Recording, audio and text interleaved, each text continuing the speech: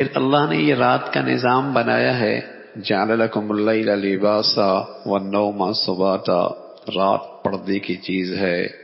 اور اس میں نیند آرام کی چیز ہے۔ والنوم سباتا، رات کو نیند کو رات سے خاص مناسبت ہے۔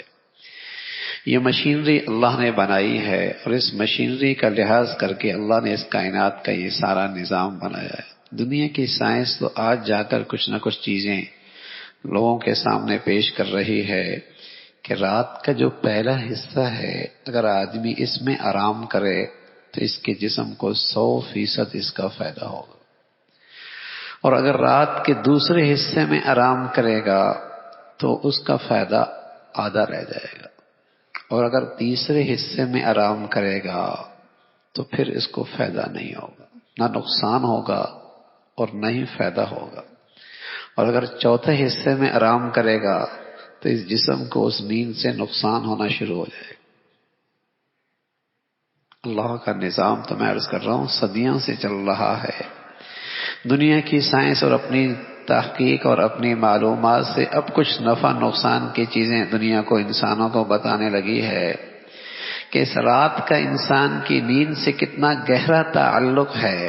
اور اللہ نے قرآن میں صدیوں پہلے بتا دیا ہے رات نیند کے لیے ہے کہ رات کا جو ابتدائی حصہ ہے عشاء کے فوراً بعد جس قدر جلدی سوئے گا تو اس جسم کو اس نیند سے 100% فائدہ ہوگا، اور اگر دوسرے حصے میں سوئے گا تو اس کا آدھا فائدہ ہوگا، اور تیسرے حصے میں سوئے گا جس میں عام طور پہ ہم لوگ سوتے ہیں تو نہ اس کو فائدہ ہوگا نہ نقصان ہوگا، اور چوتھے حصے میں سوئے گا جو صبح کا وقت ہوتا ہے، نماز کا وقت ہوتا ہے، اس کے بعد کا ابتدائی وقت ہوتا ہے، اس وقت سوئے گا تو اس جسم کو نقصان ہونا شروع ہو جائے گا۔ وہ سونے کا وقت نہیں ہے، وہ اللہ کی عبادت کا وقت ہے، نماز کا وقت ہے، اٹھنے کا وقت ہے۔ اس وقت اگر وہ سوتا رہ گیا تو نقصان ہوگا اس جسم کو۔ میں عرض کر رہا ہوں یہ اللہ نے تو صدیوں سال پہلے بتایا، آج دنیا کی معلومات نے اپنی عقل سے اور اپنی محنت اور اپنی ذہانت سے اس کے کچھ فوائد اور اس کے نقصانات بتائے، اور قرآن تو پہلے سے کہہ رہا ہے رات کو دن سے خاص نسبت ہے، خاص نسبت ہے، اور اس نسبت کا ذکر اللہ کی قدرت کا ایک نظام ہے، لباسا والنوم سباتا، رات آرام کے لیے، اور اگر صحت مند نیند آ جائے تو ایک تازگی جسم میں آ جاتی ہے، ایک بالکل تازگی آ جاتی ہے، اور نیند اچھی نہ آئے تو پورا جسم ٹوٹنے لگتا ہے، تھکاوٹ ہونے لگتی ہے، مشکل ہو جاتی، تو چند گھنٹوں کی وہ نیند پورے جسم کی تھکاوٹ کو دور کر دیتی ہے۔ والنوم سباتا، نیند آرام کی چیز ہے، راحت کی چیز ہے، اللہ کی بڑی نعمت ہے، اللہ کی بڑی ہی نعمت ہے۔ والنوم سباتا، یہ ایک فطرتی نظام ہے، یہ ایک فطرتی نظام ہے۔ عجیب بات ہے، دنیا اپنی عقل اور ذہانت کی بنیاد پر اس کے نفع نقصان تک پہنچ گئی ہے، اور اس نفع اور نقصان کو وہ اس سے فائدہ اٹھا رہی ہے کہ نفع کا وقت کب ہے، نقصان کا وقت ہے۔ تو ان کے ہاں دنیا کا نظام کیا چل رہا، رات ہوتی سارا نظام زندگی رک جاتا ہے، اور جسم کے راحت و آرام کی صورتیں اختیار کرنے لگتے ہیں، اور ہمیں تو قرآن نے بتایا ہے جو عقل سے آگے کی بات ہے،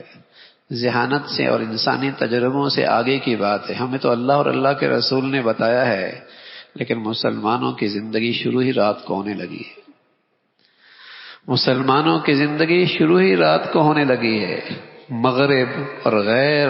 اپنے عقل اور اپنے تجربے کی بنیاد پر نفع نقصان تک پہنچ گئے اور انہیں اس پر ایمان اور یقین ہو گیا، تو وہ اپنے بازار کی زندگی، تجارتی زندگی، اپنے معاملات کی زندگی دن دن کو رکھتے ہیں، رات کو آرام کے لیے نظام بناتے ہیں،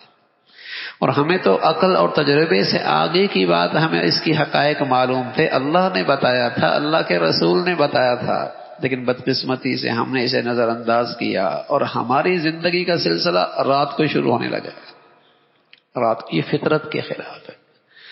فطرتی نظام کے خلاف ہے۔ سورج اللہ نے صبح روشن کیا ہے، اس روشنی سے کتنا فائدہ اٹھایا. اب دیکھو نا، عقلیں دیکھیں، عقلیں دیکھیں. بجائے اس کے کہ صبح اٹھتے اور اس کی روشنی سے فائدہ اٹھاتے، ہاں، تو سولر کے ذریعے اس کی روشنی قبضہ کرتے ہیں، پھر رات کو اس سے فائدہ اٹھاتے ہیں. فائدہ رات کو ہی اٹھانا ہے. جب اللہ براہ راست روشنی دے رہا ہے تو اس سے کیوں نہیں فائدہ اٹھا رہا؟ اس سے بھی تو فائدہ اٹھائے. سورج واقعی ایک ایسی چیز تھی جس سے فائدہ اٹھانا اللہ نے بنایا ہی اس لیے تھا. اگر صبح جب سورج نکل رہا ہے زندگی کا سلسلہ شروع ہو جائے، اور یہ بازار کس قدر آدمی روشنی سے استفادہ کر سکتا ہے، لیکن ہے اس میں روشنی، اب اس کا فائدہ اٹھائے گا اور پھر رات کو جلائے گا. اور اگر رات کو آرام کی چیز بنا لیتا، سونے کی چیز بنا لیتا، پردے کی چیز بنا لیتا، اندھیری کی چیز بنا لیتا، اور دن میں اس کی روشنی سے خوب فائدہ اٹھاتا، اور کچھ اس کی روشنی لے کر رات کو بھی استعمال کر لیتا، تو بتائیے کتنا فائدہ ہوتا. لیکن یہ اللہ کا قدرت کے نظام کے خلاف انسان چلنے لگا اور اپنے لیے خود مسائل پیدا کر رہا ہے. فطرتی نظام کے خلاف چل رہا ہے، فطرتی نظام کے خلاف، رات دن. تو جس قدر ہو سکے آدمی اپنی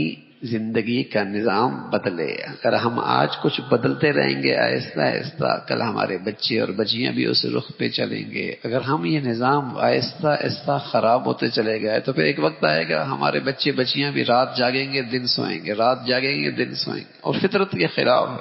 صحت خراب، وقت خراب، زندگی خراب. وہ فطرتی نظام کے خلاف زندگی ہو جائے گی. ہاں، کوئی آدمی رات کو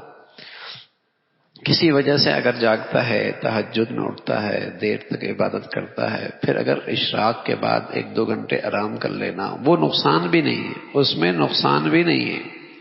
لیکن یہ فجر کے وقت اور خاص طور پہ اشراق سے پہلے کا وقت، یہ ایسا وقت ہے،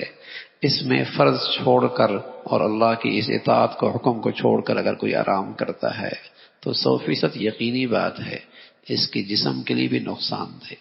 اس کے جسم کے لیے بھی نقصان دہ ہے، اس کی دنیاوی زندگی کے لیے بھی نقصان دہ ہے.